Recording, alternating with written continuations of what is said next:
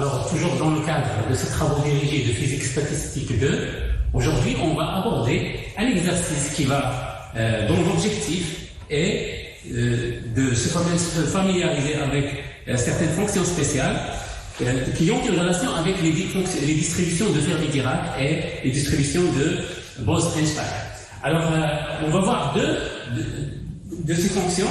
Alors, la première partie sera consacrée à la fonction de l'air, la fonction gamma de l'air, et la deuxième partie sera consacrée à la fonction pour les logarithmes. Alors, commençons par la première partie, donc la fonction gamma de l'air. Elle est définie ici, donc gamma de x égale, gamma de s égale l'intégrale, parce qu'une fonction définie par une intégrale, x à la puissance s moins 1, donc vous avez exponentielle moins x dx. Donc la première question consiste à démontrer qu'on a une relation, si on veut dire, de récurrence. Comme vous savez, cette fonction-là, si donc il reste une fonction de s, on l'intègre sur x, et donc il reste toujours une fonction de s, et c'est pas, donc elle est définie de façon implicite, et pas explicitement en fonction de s. En général, on le fait directement, mais pour certains cas particuliers, on peut calculer la valeur exacte de cette fonction gamma. Alors, première question, on va démontrer la relation de récurrence gamma de s plus 1 est égal à s gamma de s. Donc c'est à démontrer. Donc on va commencer par la formule de gamma de s plus 1. Gamma donc de s plus 1 est égal, donc c'est 0, plus l'infini, x à la puissance au lieu de s moins 1, donc s plus 1 moins 1, ça va la puissance s, exponentielle moins x dx.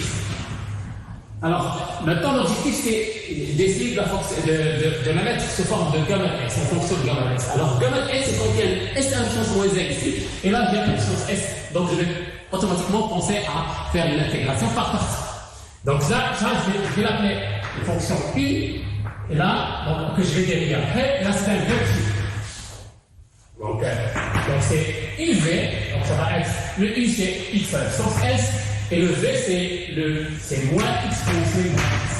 Tout ça, c'est pour 0 et plus l'infini, moins l'intégrale 0 à plus l'infini de le u' maintenant, c'est-à-dire le x, donc s moins 1, et le u, donc ça u' c'est v, alors v c'est moins exponentielle moins x dx.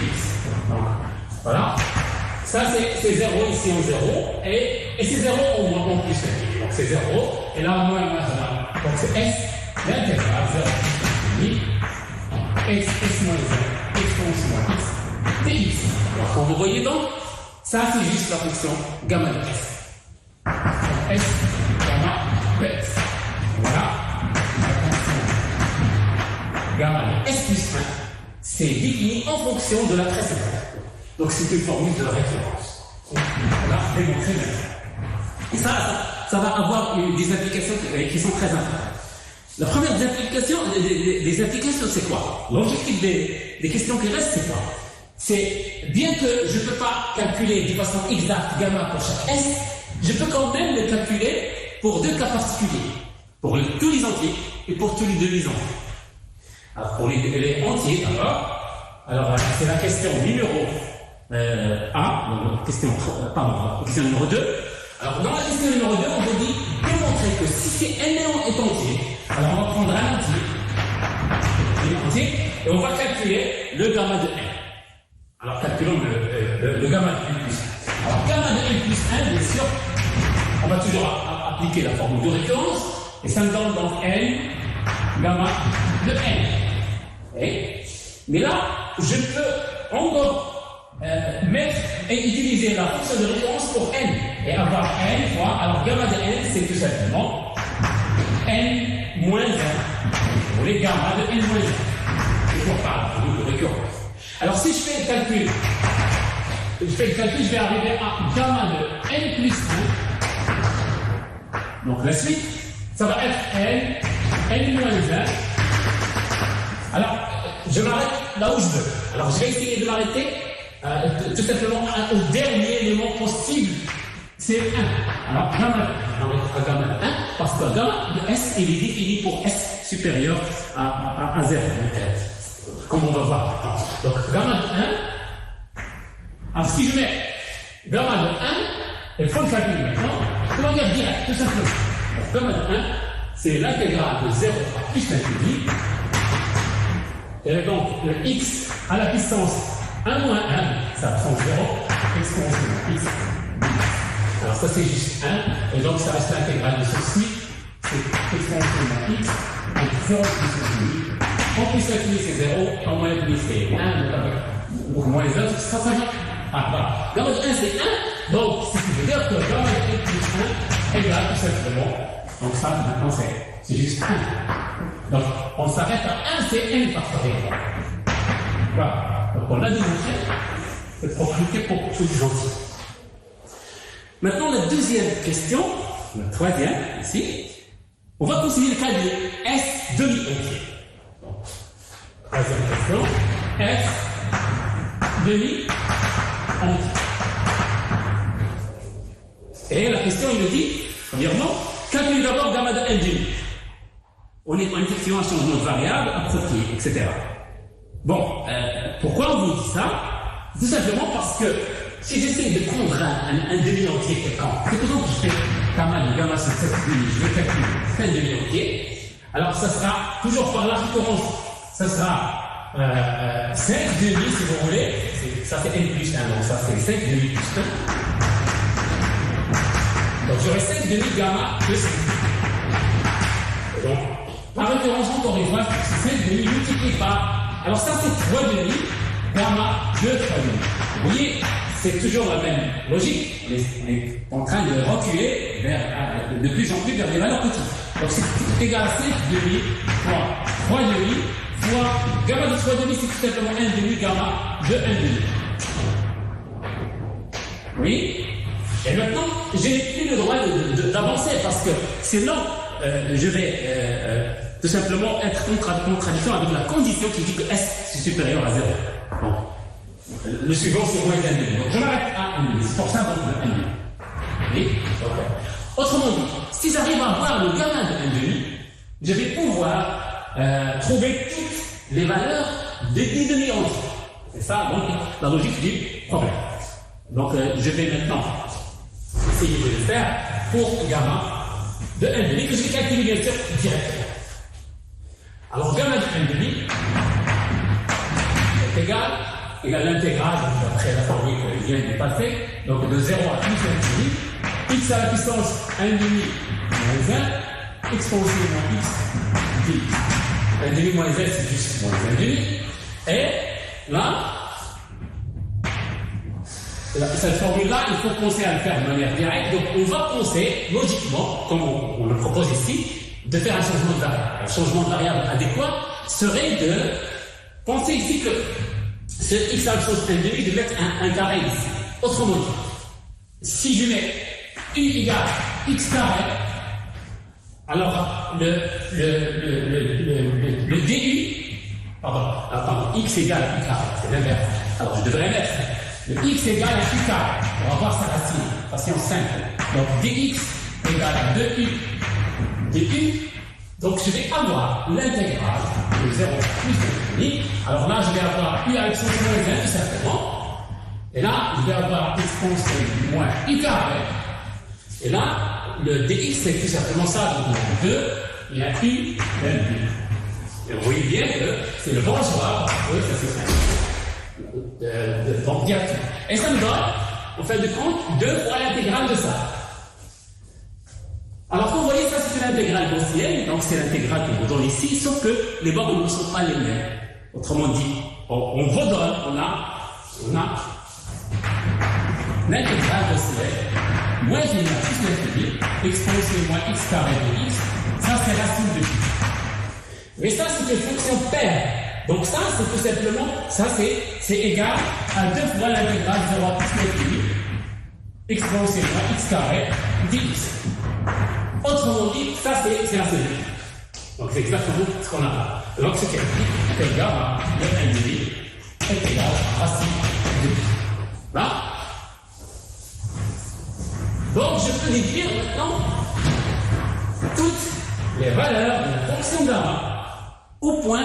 les demi-entiers. Donc, par exemple, après question B maintenant, calculer gamma de 3 demi. Alors, gamma de 3 demi, c'est gamma de 1 demi plus 1. Formule de référence, c'est 1 demi gamma de 1 demi. Ça veut dire que c'est racine de pi. Voilà, on va le trouver ici, divisé par. Alors, gamma de 3 demi. Gamma de 5 demi. On pourrait se demander pourquoi exactement ces valeurs. Parce que c'est juste ces valeurs-là dont on aura besoin après dans la suite des exercices qui concernent la statistique de Bose-Einstein et la statistique de Fermi-Dirac. C'est à peu près ces points-là qui seront les plus intéressants. Donc ça, de la même manière, c'est 3 demi gamma de 3 demi. Et gamma de 3 demi, 3 ce que je viens de dire. C'est égal à 3 sur. Voilà, même je peux le faire pour la suite, gamma de 7 demi, etc. Mais on va s'arrêter là pour la fonction gamma. Ça, c'est la première partie. La deuxième partie, qui touche un peu plus de près, exactement les distributions de Fermi-Dirac et les distributions de Bose-Einstein. Donc, c'est une fonction génératrice qui va générer par la suite, pour nous, les grandeurs thermodynamiques pour ces deux types de distributions. Donc, il y a une relation directe avec cette fonction qu'on va voir qui s'appelle la fonction polylogarithmique. Alors, partie 2, vous voulez donc partie de fonction polylogarithmique.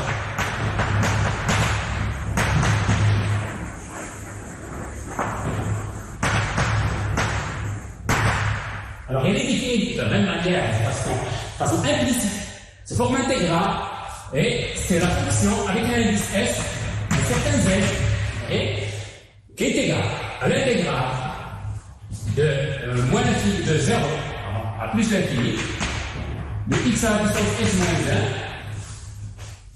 oui, divisé par z moins 1 exponentielle x moins 1 hein? Ça donc c'est la définition intégrale de la fonction polylogarithmique. Et bon, ça c'est valable. C'est S est supérieur à 1, oui, et dans le cas Z entre 0 et 1. Oui, on peut étendre, mais donc on aura besoin. Donc, la suite c'est juste la partie Z entre 0 et 1. Bien, alors première question. D'abord on vous dit l'objectif, on se propose de démontrer que cette expression peut être mise sous la forme d'une série de puissances. Donc, comme vous allez voir dans la formule numéro 2. Alors, alors je vais écrire cette série de puissances qu'on cherche. Notre série de puissances, donc on cherche à avoir, en fin de compte, que le gamma de fs de z, ça c'est égal à une série, la somme de n égale à 1 à l'infini de z à la puissance n sur n à la puissance s. Donc on cherche à démontrer ça. Première question, on va écrire l'expression 1 sur 1 moins z à la puissance exponentielle moins x sous forme de série de puissance. Donc voilà, on va répondre directement à la question. On vous dit que si j'ai 1 sur 1 moins z exponentielle moins x, je peux l'écrire sous forme de série de puissance.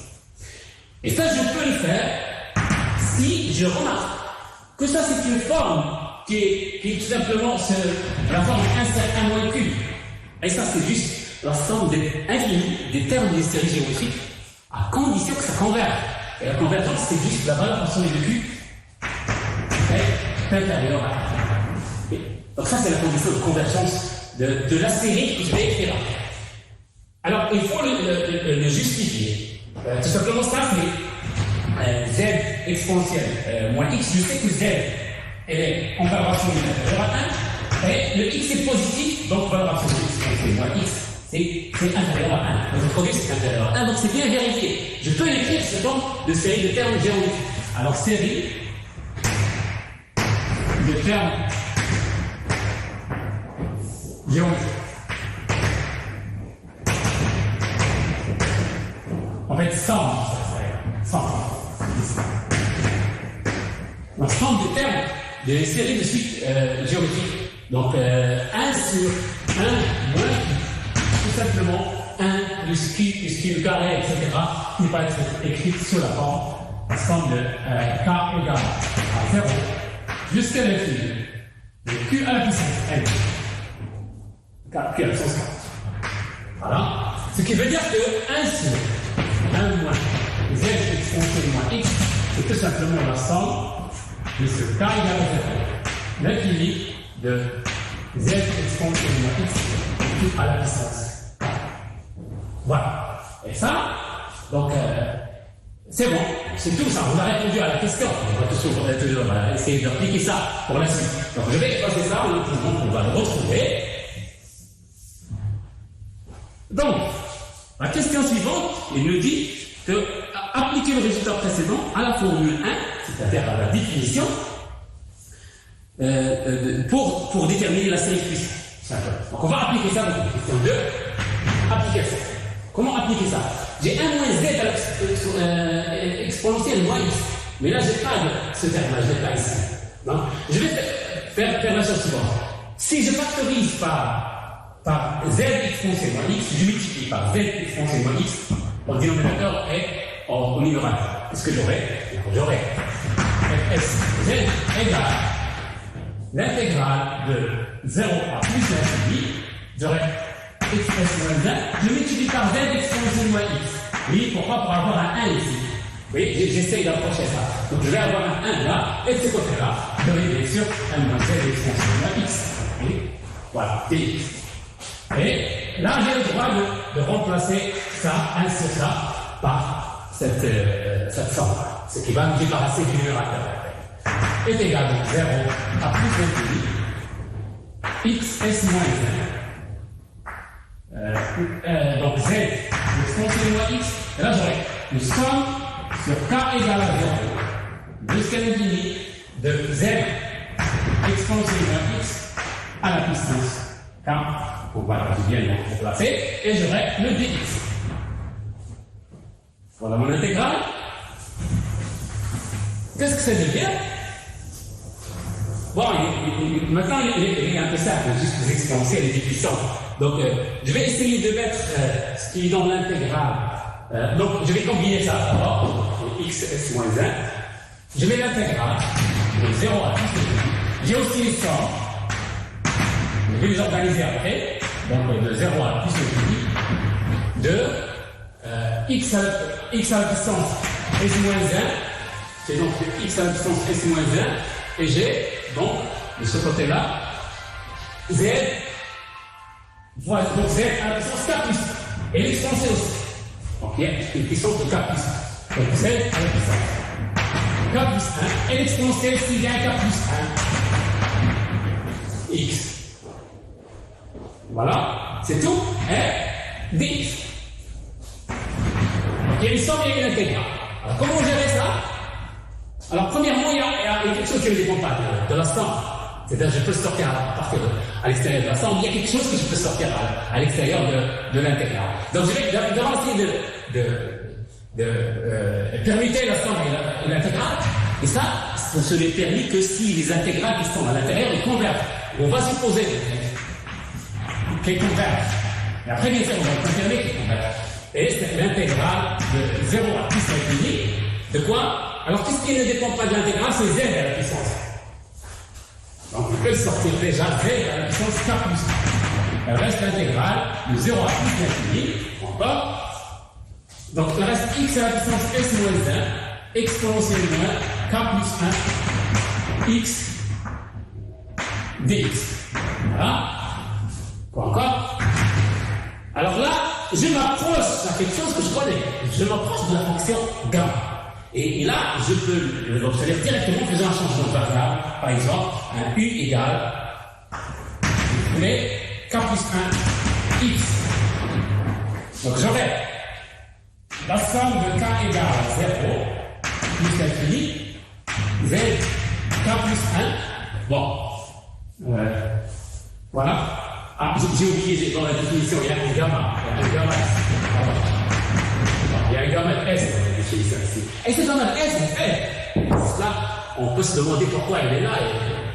En fait, on l'a mis ici justement parce que c'est juste une normalisation, comme une constante de normalisation. Oui, parce qu'elle va normaliser cette intégrale. Et la preuve, c'est qu'on va la retrouver ici, on va être simplifié comme vous allez voir. Alors, z à la puissance k plus 1, donc il y a toujours donc l'intégrale c'est ici. Z à la puissance k plus 1, et là, l'intégrale de 0 à plus l'infini par changement de variable, j'aurai maintenant u sur k plus 1 à la puissance s moins 1, et j'aurai exponentiel moins u ici, et le dx c'est juste du encore sur k plus 1.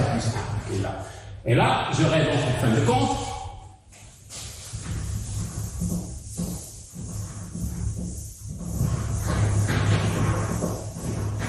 donc en fin de compte, ce que j'aurai, la somme égale, toujours c'est l'intégrale sans le gamma, c'est juste l'intégrale qui est égale à ça, égale à l'intégrale somme en bas. Le k égale à 0 à l'infini de z à la puissance k plus 1. Maintenant, il y a quelque chose de constant qui va sortir k plus 1 et k plus 1 à la puissance s moins 1. Donc, c'est k plus 1 à la puissance s en dénominateur. Et k plus 1 à la puissance s en dénominateur. Et j'aurai dans l'intégrale x de u à la puissance s moins 1 exponentielle moins u d. Comme vous voyez, ça n'importe que la fonction et qui est égal à gamma de s, vous voyez bien donc elle sort naturellement.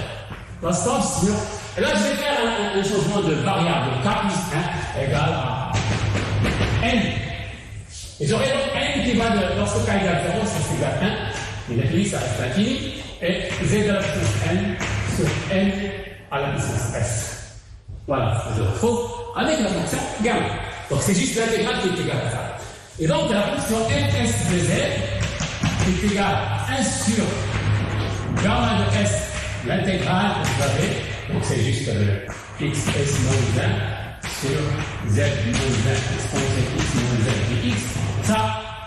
Ça, c'est exactement ce que je viens de faire.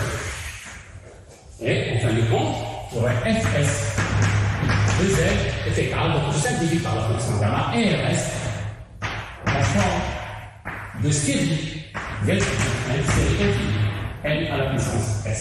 Voilà. Alors, il faut cette fonction polylogarithme.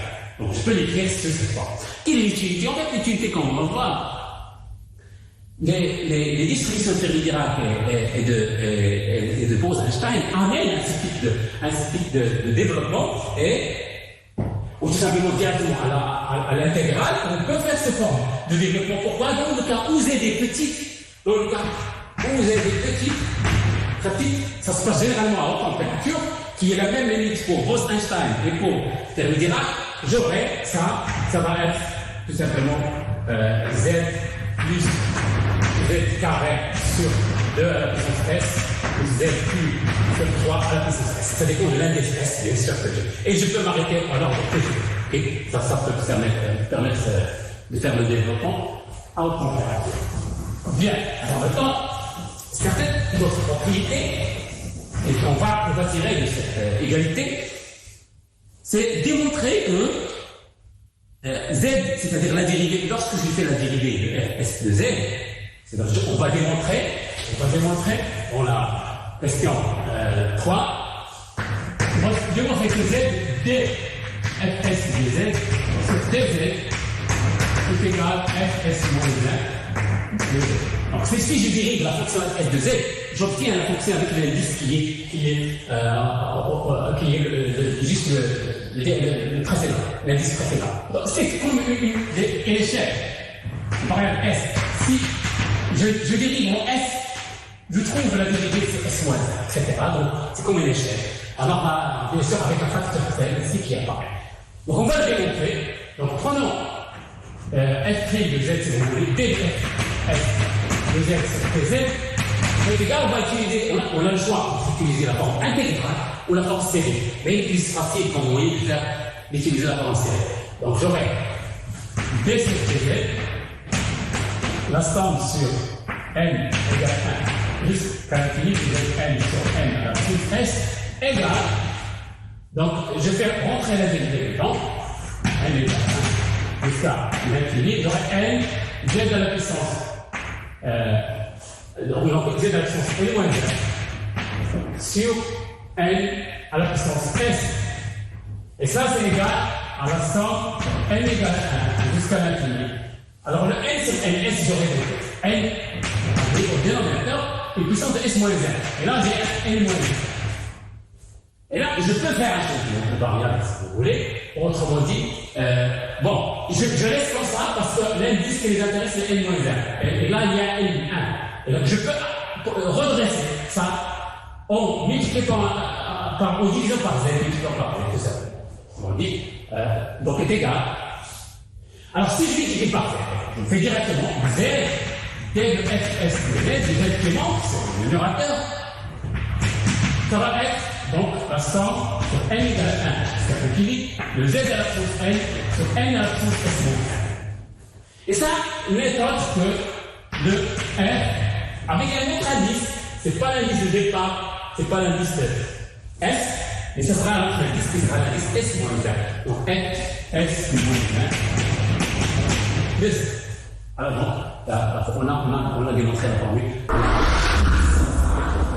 Comme j'ai dit, pour les différentes dérivées que j'aurai sur la fonction de base, et ça, donc ça détermine les grandeurs thermodynamiques, qui sont les différentes dérivées de certaines grandeurs comme la fonction de grande partition, etc.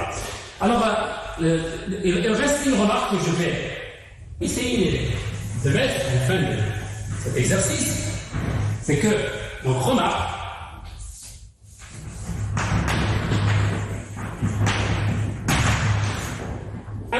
la fonction fs de z que je vais écrire, il y a un cas particulier encore une fois. L'autre fonction spéciale,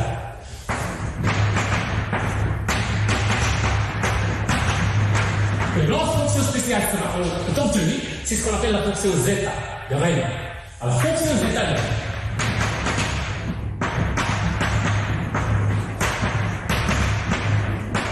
Qui sera un cas particulier aussi qu'on va voir. Elle est obtenue tout simplement dans le cas où z égale. Bon, il est défini comme ça. C'est zeta indice s. Et il n'y a plus de z. C'est pourquoi? Parce que c'est fs de un cas particulier z égale. Ça, c'est important. Et on obtient la fonction zeta de Rayleigh sous deux formes. La forme intégrale, qui est connue. Vous cherchez dans des bouquins mathématiques, vous trouverez ça. Donc, x à la puissance s moins z, ça va exponentiel x moins z. Ça, c'est connu sous forme de fonction zeta de Rayleigh. Et donc, on obtient juste un cas particulier de fonction polynomiale. Elle est égale encore une fois. Si je mets là s de z égale 1, c'est exactement le développement de la fonction zeta de Rayleigh. n égale à 1 jusqu'à l'infini de donc de 1 sur n à la puissance s. Zeta s. Voilà, ok, deuxième. Tout ça, ce sont des formules à retrouver, donc, pour les applications ultérieures dans les différentes statistiques quantiques. Voilà.